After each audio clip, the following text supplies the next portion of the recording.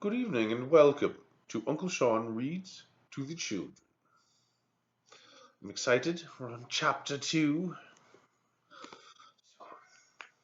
It's going to get intense. So I think we should have a little bit of tea.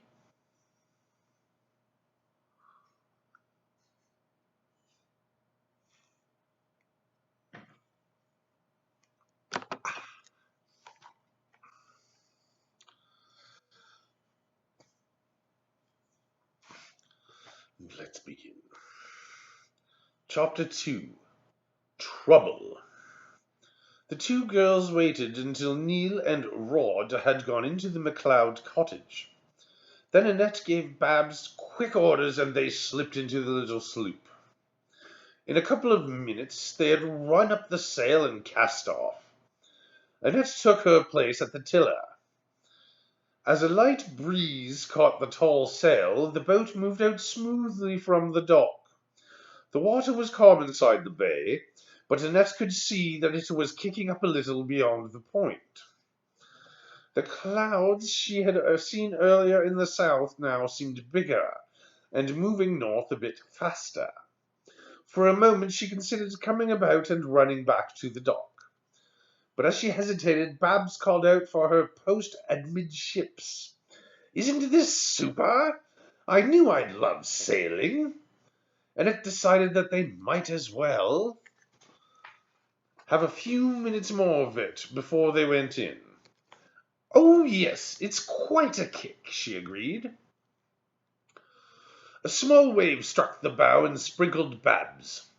She laughed at the shower and hung onto the main sheet as the sail bellied out and the small boat took on speed. The wind had come. It wasn't a steady wind. It came in little gusts and made steering difficult. More and more water splashed over the sides. "Wish I'd turned back when I should have," Annette thought, and suddenly she remembered something. They hadn't put on life jackets. Of all the rules of safety that Uncle Archie had drummed into her head while they sailed the catboat, the most urgent one was always wear a life jacket when you are sailing a small boat. She had forgotten it completely until now. Babs was watching the shore for the boys to come out on the dock and miss their boat. "No sign yet," she reported with a giggle. "Well, we'd better go back now, anyhow. They'll be there when we get in." Annette kept her voice calm as she added, "By the way, hand me that line and you go forward to the locker and get out the life jackets. The boys will razz us if they see us not wearing them." "Life jackets? Oh, Annette, girls look so silly in those things. Why do we care what those characters think of us?" Babs pouted. Annette frowned. There was a sharpness in her voice that she couldn't avoid as she answered Babs. "Don't argue, Babs. It's a safety rule. Everybody does it. You don't want them to think we are dopes who don't know the rules, do you?" Babs reacted hastily. "Okay, okay." She crawled aft, handed over the main sheet, and then started forward to the locker. Annette could feel a stronger pull on the rudder now. The smoothness of the bay had turned into choppy little waves, and the wind was starting to come in stronger gusts. "Careful! Keep to the high side, Babs," she called as Babs ducked to one side to avoid a splatter and tipped the little boat dangerously. Annette turned to look shoreward. She could see the two young men now running down toward the dock. Neil was waving his arms wildly. Now he stopped to cup his mouth and yell out toward the sailboat, but the wind took his words away. "I'm glad I don't have to hear what he thinks of us right now," Annette thought a little grimly. Then she called out, "Hi, Babs, what's the matter?" Babs was searching the locker. She turned around, letting the lid fall. "No life jackets here. I guess our big strong boyfriends decided they wouldn't pay attention to the rules either." She laughed, but the laugh broke off suddenly as she saw Annette's sober expression. "Why do you look like that? We are turning around to go back right now anyhow, aren't we? Why do we need those silly jackets?" She crawled aft. Annette decided not to answer. "Here," she said quickly, thrusting the main sheet into Babs's hand. "Hang on and do exactly what I tell you. Turning is tricky, so for goodness sake, keep down so the boom doesn't hit you when it swings." A gust of wind, a little stronger than any before, hit the stern of the sailboat as she spoke, and Annette had to fight the rudder to keep the bow from swinging and putting them into the trough of the waves. The sail fluttered and almost lost the wind, but after a moment of near panic, Annette had the sloop under control again. But they were not moving shoreward. They were headed north by west. At the rate the wind was blowing them along, they would be past North Point within a couple of minutes and out of sight of the Laguna Beach. "Where are we going now?" Bab's teeth chattered. She was drenched and chilled. "Why don't we just turn around and go back to the dock? I don't want to go out any further." "The wind won't let us turn right now," Annette called out cheerfully. "There's a quiet little bay just around the point. We'll head in there and drop anchor until the boys can swim round to us." Babs looked unhappily at the fast receding shore. The two men were running along the beach now at the edge of the water, watching the little sailboat. "Neil is going to be furious with us," she said glumly. Annette took a quick look back at the shore and waved. She was not at all surprised when Neil answered her wave with a shake of his fist and then resumed running after Rod toward the stretch of rocks and sand that rimmed the bay and stretched out to the jutting promontory of North Point. She tried to remember from her sailing days with Uncle Archie what the next bay was like. She hoped desperately that they would find shelter just around the edge of the rocky point. Once out of the full force of the wind, she could guide the small sloop to a safe anchorage in calm water.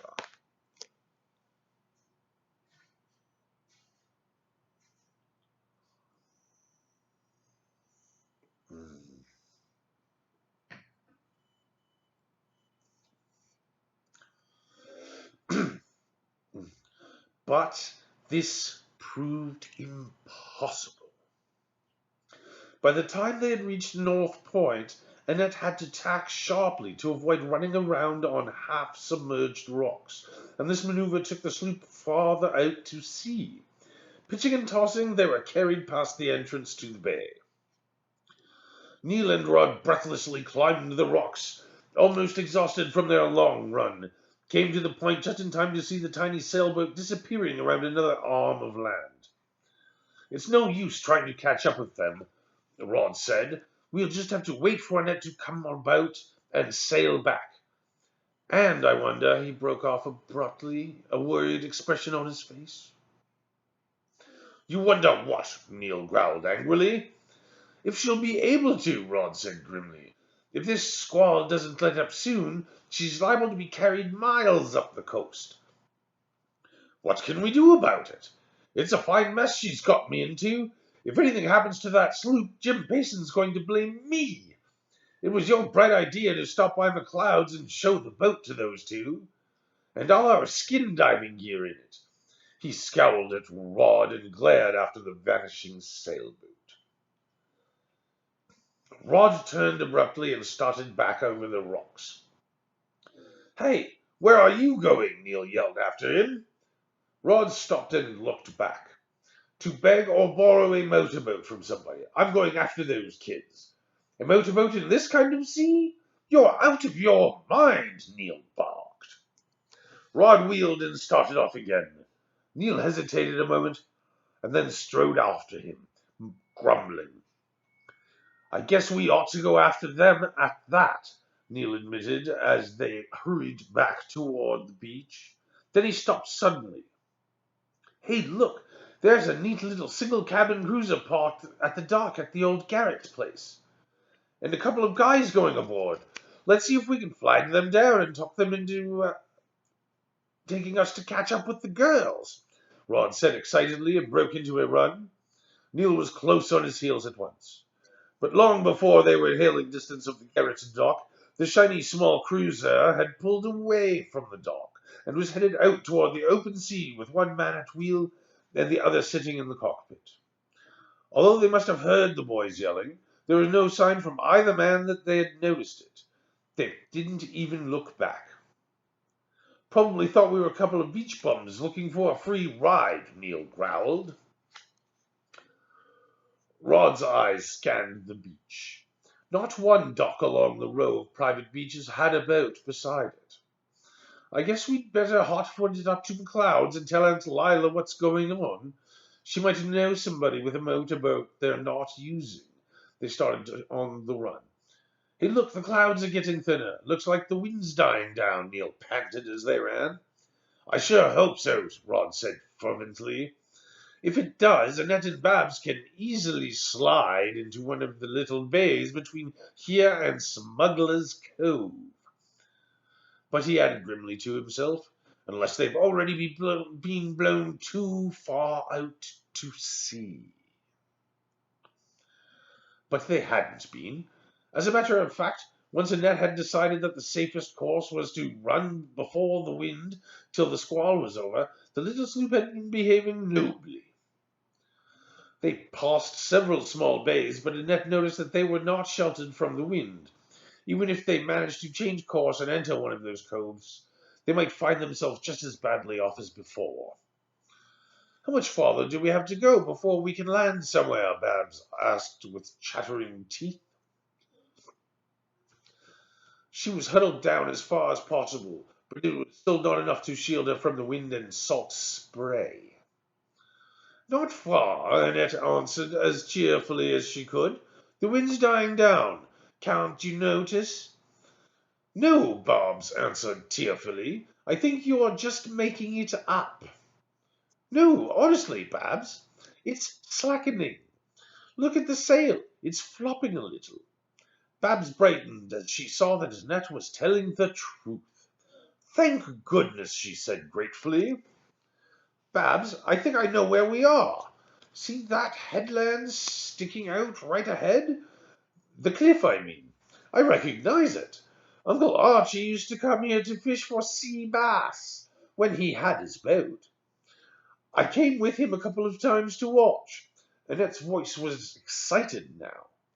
"So?" Babs said doubtfully. "There's a cove just around the corner where we dropped anchor to have our lunch. It's sheltered from the wind, just like our bay at Laguna. Once we get past the cliff, we'll head in there." Well, thank goodness. Babs felt so much better that she laughed. "Just let me know what to do to help." "Don't worry, I will. We'll have to go on a starboard tack." And she broke off as the sound of a motorboat engine came faintly from behind. "I hear a motorboat." Babs sat up straight and looked past Annette's shoulder. "It is one. It's coming right after us. It must be the boys. They've borrowed a speedboat." Annette kept her grip on the tiller while she turned her head for a quick glance. The motorboat was still a long way behind them, and the rough water between the two boats made it impossible to see who was at the wheel. But she was sure it had to either be Neil or Rod. She felt like bursting into tears of relief.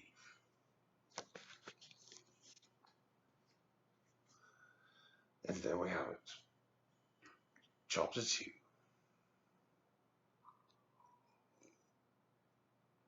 Have a good evening, children. Sleep well.